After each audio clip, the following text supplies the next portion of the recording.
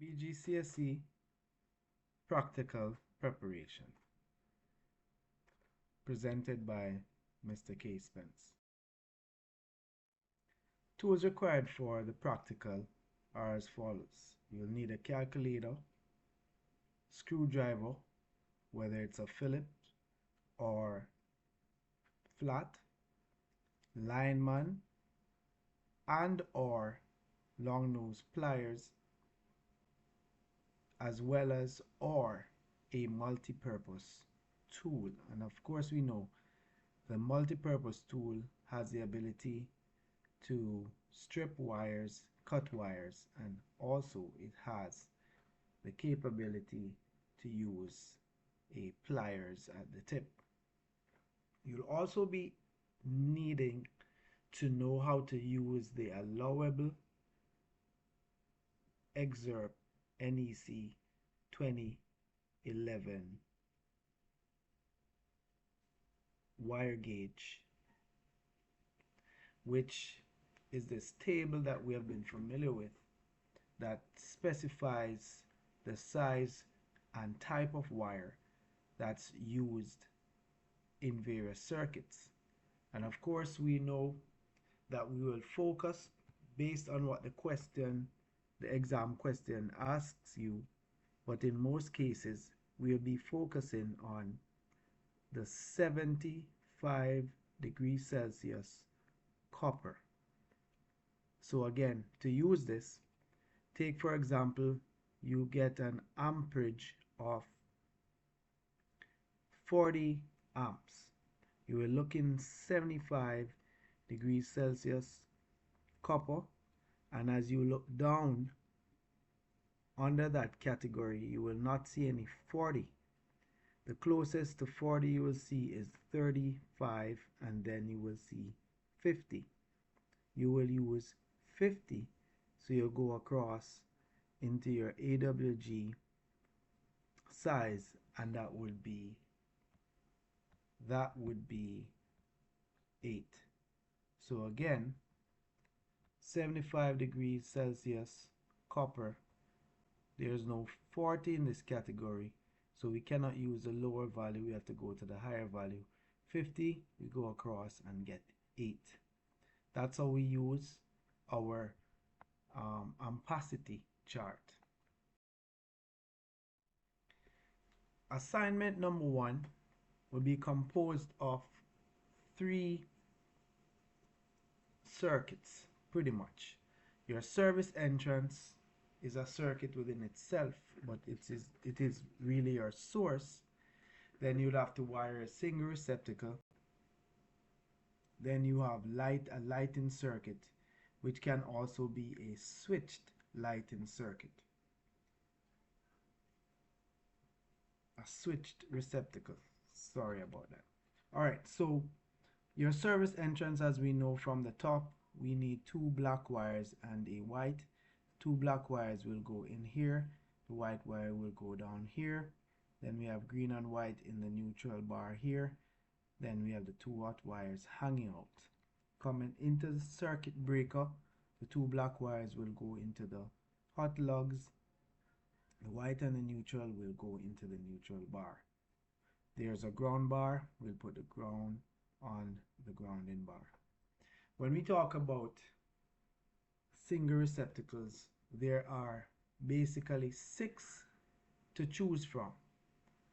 We have 250 volt receptacles, which are these ones here, and all 4 of these have the same color code, meaning they use 2 blacks and a green. So we have 30 amp 250, 50 amp 250, 20 amp 250, and 15 amp 250. Then we have the 15 amp 125 and the 20 amp 125, as well as the duplex. All of these utilize the same color code, which is green, white, and black. So we now know that when it's 125 volts, we must include white in the circuit makeup. So we'll have one black, one white, and a green. The green will go on the grounding screw, which is always either color green or attached to the mounting strap. The silver will be for white, and the brass screw will use black. Our control devices that you may come across and need, we have our single pole switch which uses black and red, even though in this diagram we are seeing two blacks, but black and red, and of course our green wire for ground. Then beside that we have our three-way switch, which will use two blues, a green as standard, and it will use either red or black. Three-way switches, we know, work in pairs, hence they will be required to have one three-way switch be the source and the next three-way switch be attached to the load, which is usually a keyless receptacle or a number of keyless receptacles. To extend connection or control from more than two locations, we must now add a four-way switch. So the four-way switch is now used to add the fourth location. The four-way switch only uses blue. Then we will have a dimmer switch, and the dimmer switch will use the same wiring as would a single pole switch. So the dimmer switch will require the use of black, red, and green.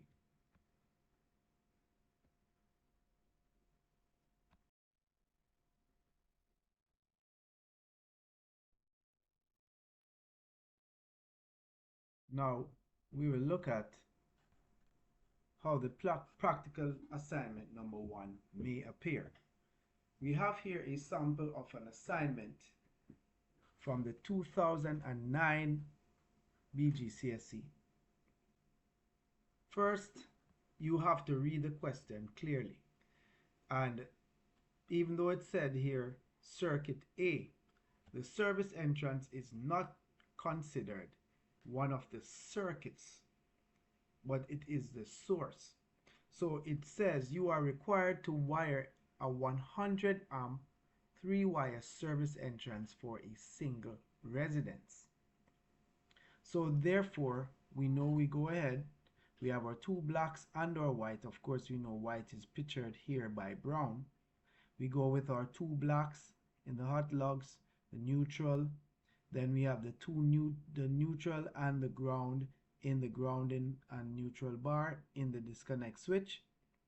Then we have our two black wires pretty much hanging out, but in this diagram we are showing they are connected to the two breakers in the disconnect switch. Moving into our circuit breaker box, we have our two hots, the black wires connected to the main hot lugs, or in the main hot lugs in the bus bar, the hot bus bar, and then we have our neutral and our ground in the neutral bar.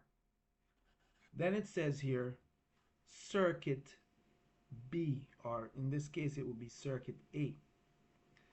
It says 120 amp 250 volt receptacle wired for an electric table saw. Now what I've noticed they have started to do is that they have said 20 amps 125 slash 250 volt receptacle, and then now you will now have to know what the application of this appliance or device requires in terms of voltage. So if it says 125 or 250 volts, because it's required for an electric table saw, we will now say it is requiring 250 volts. Okay, so we know we need a double pole breaker for that. So that's why we would now wire this as two blacks and a green. If it had said something like a 20 amp receptacle for a blender or for a um, a microwave or something that we know can use 125 volts, then we would wire it otherwise. But once we know that it requires a double pole breaker, we must use the 250 volt setup, which is two blacks and a green. So it doesn't matter which side of the receptacle you put what black. It doesn't matter. The both blacks have to feed back to the breaker, and then you will have your green. The examiner at his discretion will instruct you what to do with the green. Because this is a complex circuit, we have here the green being spliced through and through the circuit. The examiner may instruct you just to simply put a pigtailed green on the devices that require ground. So it's just a short green that's properly connected with a pigtail to the grounding screw. So that takes care of circuit B, or sorry, circuit A, the first single receptacle. Then it says now circuit C, which is two lamps individually controlled. Now that is important.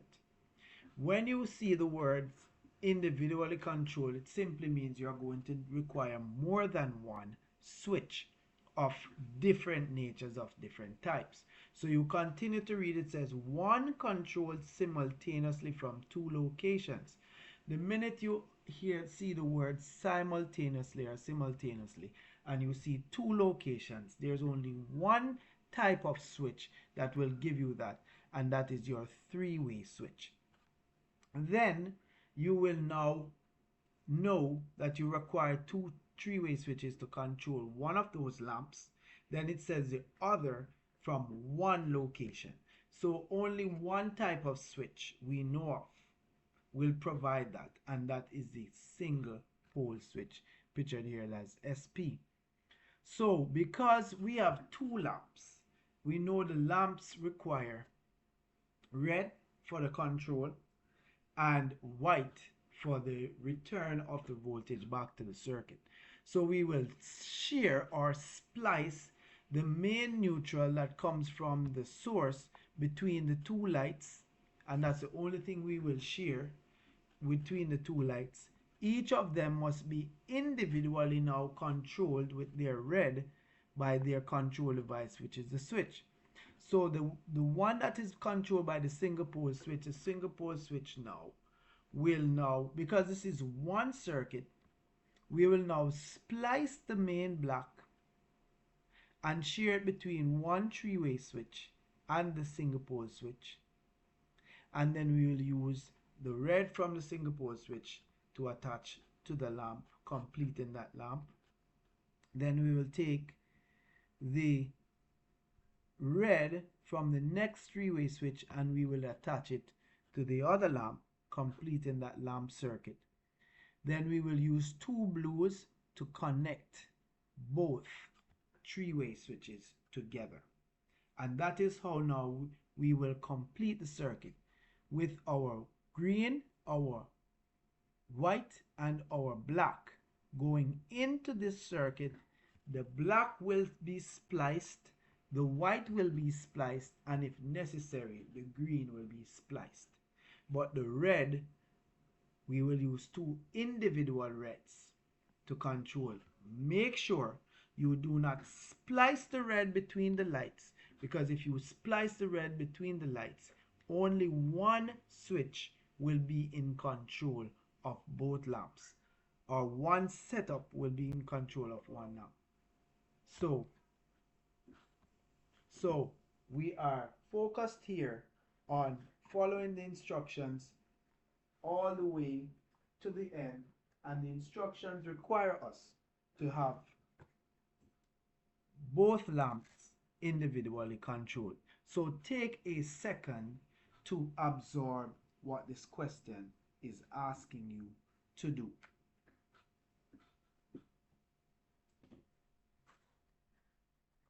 Now it depends on what the examiners will bring to you. Just read and understand, evaluate, and having done that, you move into the execution of that. Having created this, you will now move to answer the questions. And it says, what size and type conductor is used for this circuit? Now, we look at the 100 amps here, and the 100 amp, according to our chart, will tell us 3 AWG. So that's the answer for number 1. What size and type overcurrent protection is used for this circuit? That is easy. The overcurrent protection has to always be equal to the value of the current. So we know that the size is 100. And to provide protection, we know we need a double pole circuit breaker. So that answers question number 2. Here now, for circuit B or A, it says, what is the size and type over current protection used for this circuit? Again, here we have a 20 amp receptacle must be protected by a 20 amp overcurrent circuit breaker. So that is 20 amps. And we know the type will have to be double because we are dealing with 250 volts. Next, we look at the final circuit on this assignment, and it says name the switches used. So obviously we have used three-way switches and we have used a single pole switch. Then it says how much current is drawn when 1 lamp is lit. So we look at it and we will now say to ourselves quickly, we have two 125 volt 75 watt lamps. So we quickly say 75 times 2 divided by 125, because we already know that I, which is current, is equal to P, which is power, divided by E, which is voltage.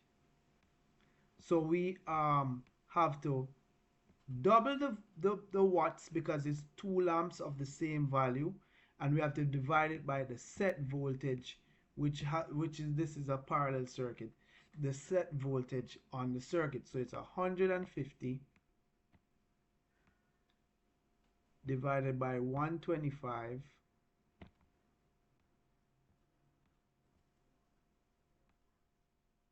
and in quick math we should get it's slow right now, hold on, is it 1.2? It should be 1.2, and it is 1.2, and we include our unit as amperes. So again, it's quick and easy. Anytime you have lighting circuits, they like to ask how much current. Now, assignment number 2. Assignment number 2 typically comes again with a single receptacle, and again, the transition between assignment 1 and 2 is that you will take the devices down but do not take out the wires, because you may have similar wiring required on assignment 2 as you did on assignment 1. So it typically begins with a single receptacle. Then you will have lighting circuits, either controlled from 1, 2, or 3 locations. Definitely will be introduced to GFCI and duplex receptacles. You may also have a situation where you have switched receptacles. What that means is you may encounter a circuit where you have one duplex or two duplex controlled by a switch, controlled from one location, two locations, or they may even say three locations, who knows. So again, all of our 250 volt receptacles require the same wiring. All of these require the same wiring. Two blacks and a green. All of our 125 volt receptacles require the same wiring. One black, one white, one green. Now, when you're wiring a GFCI, ensure that you pay attention to the line side and the load side. You must connect the source to the line side in the GFCI, and if there is anything else on the circuit, then you can connect the next duplex or whatever to the load side. Additionally, when you are wiring a duplex, ensure that you know that the hot side is always the short, has a shorter, notice there are two different sizes here. The shorter one is always the hot, so we usually put black on that side, and the longer side we use white on that side. Another thing to remember is that the white goes on the silver screws as well as the ground screw, and the silver screws are all on the same side. Okay, now because the duplex has two sides, it simply means when you are connecting multiple duplex or duplex and another device in a circuit, you do not have to splice the hot or the neutral. You can use the additional connection to send the wiring on. So if we are connecting to this, we will send a hot here, and if we have to share the hot with another circuit, then we use the next side and send it to that circuit. Similarly with the white, the source would come on one side and the load would go on the next side. The ground, however, would have to be spliced along the way. All right. You might be also introduced in assignment to a dimmer switch. Pictured here is a three-way dimmer. The dimmer and the single pole switch are both wired the same. The single pole, as I said, this wire here is supposed to be, one of these is supposed to be red. All right, so keep that red. So the single pole and the dimmer both use red, black, and green. So if you come across a three-way dimmer in the exam, we are ignoring one of the reds and just connecting the one red into our keyless receptacle, and the black is the source, and of course the green comes from the source as well. Here is our four-way switch, which will go in between two three-ways. One three-way, as we said, would use red. The next one would use black. All right. Now let's look at a typical assignment 2, again taken from 2009. So it says the first circuit is a 30 amp 250 volt outlet suitable for an electric dryer. Right? Here we have it. This is your 30 amp. Well, actually, this in the diagram is actually a 50 amp. Even though it's labeled 30, the diagram, the picture I have here is a 50 amp. The difference should be, and I will draw that in so it causes no confusion. You should have a L here. Bam! Whoops. That now makes that a 30 amp receptacle. All right, single receptacle. So you have your 30 amp 250 volts. Of course, we know we use our two blacks and our green. Of course, we know that 30 amp, 50 amp, 20 amp, and 15 amp 250, all of those take two blacks and a green. That circuit is done, and and conveniently from assignment 1 you would have already had that wiring set up. So all you have to do now is select that. It takes you 1 minute to just plug these wires in. But if you take them out, then you will have an issue and waste time from assignment 1 to 2. Be more efficient with time. So the next circuit we have is a dimmer switch. It says two 120 volt 75 watt lamps controlled by a dimmer switch. So again, we have the two, this says, this should say 120. I don't know why this is saying 130. Let me correct that right quick.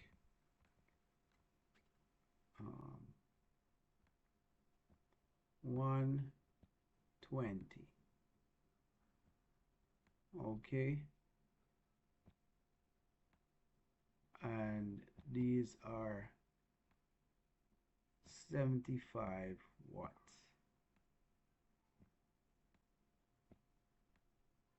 Okay, great. Let's apply that.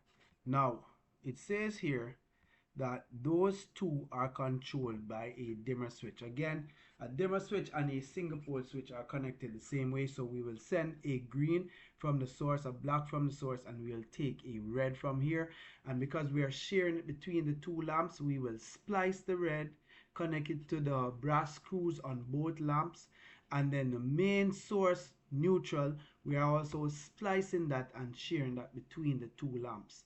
That takes care of that circuit. That circuit is over. We move on to the third circuit, which says 115 amp 125 duplex receptacle wired to the load side of the GFCI, which is big. This is important.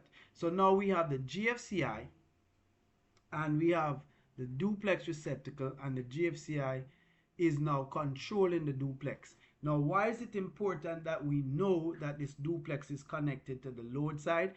Because if the duplex is not connected to the load side of the GFCI, then there's no protection for the duplex. If water enters the duplex, when it's not connected to the load side of the GFCI, it will cause a fire. But when it is connected to the load side of the GFCI, anything that affects the duplex will also send the signal to the GFCI, and the GFCI will shut that circuit down. So this is a typical application for back-to-back bathroom facilities. All right. So we have there. So our main source, because both circuits, if it says, now in this case, we don't need to share black and white between the circuits. We don't have to share them because we are working with 3 separate circuits. So just as how we have put the separate setup for this receptacle, we could do a separate setup for this circuit. We could also do a separate setup for this third circuit because it's 3 circuits. Now, say we did that.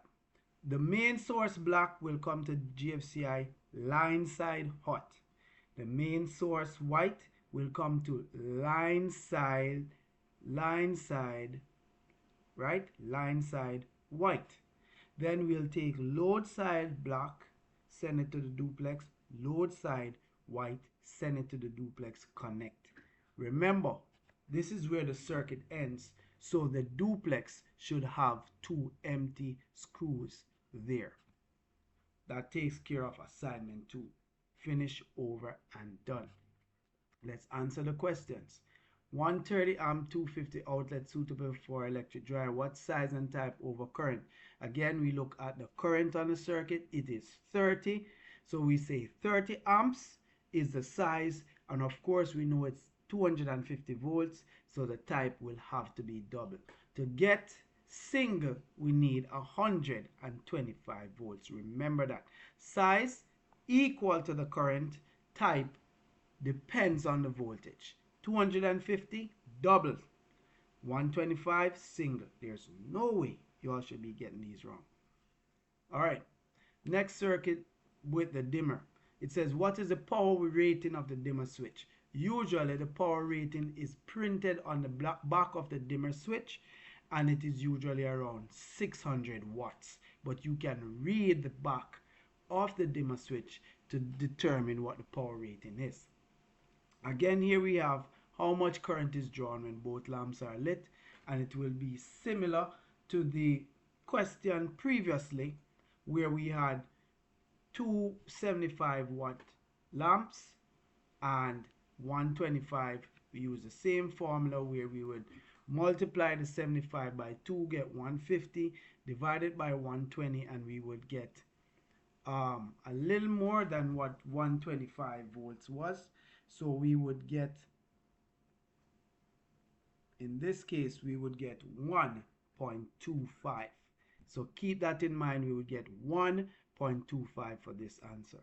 And finally, on the circuit, it says, what does GFCI mean? GFCI means ground fault circuit interrupter. Where name 3 locations where GFCIs are used. Any wet location, so we would say bathrooms, kitchens, laundry rooms, or the outdoors. That takes care of assignment number 2. Take a second, take a minute to absorb this and lock it in. Now finally, you have gotten to assignment number 3. Once you are here, you should have at least 30 to 45 minutes left in this 3-hour exam. So this is the money round now. This is where you're making money. This is the end of all things. This is the easiest part of the entire process. But you will not get here until you have passed assignment 1 and assignment 2.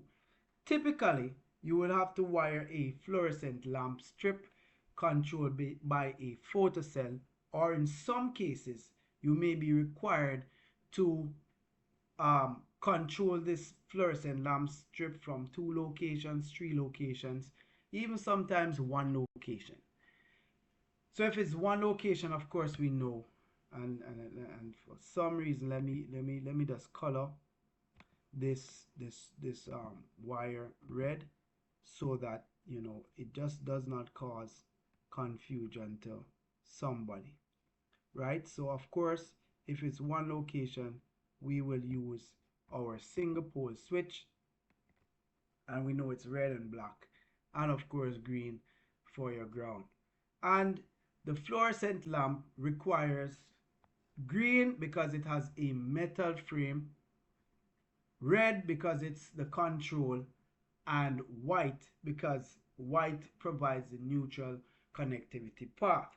Now LED lamp fluorescent strips are now connected with LED. So this black device that you see here is a ballast. It was used to rectify or to smoothen the current voltage entering the circuit, and the ballast is just like a transformer, right? So it cuts the voltage down from the 125 volts supplied to whatever is needed within the lamp circuit, a lower voltage, okay? Just like a charging block, right? That's the ballast. But we hardly will find fluorescent lamps as they were in the past currently.